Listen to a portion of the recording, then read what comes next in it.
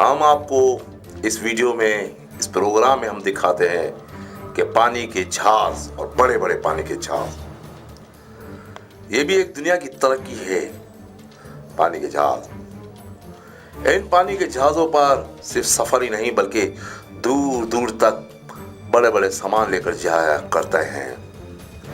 ये कंटेनर का जहाज होते हैं और वजन को बर्दाश्त करते हैं। हैरत की बात है कि जहाज समंदर में चलते हैं।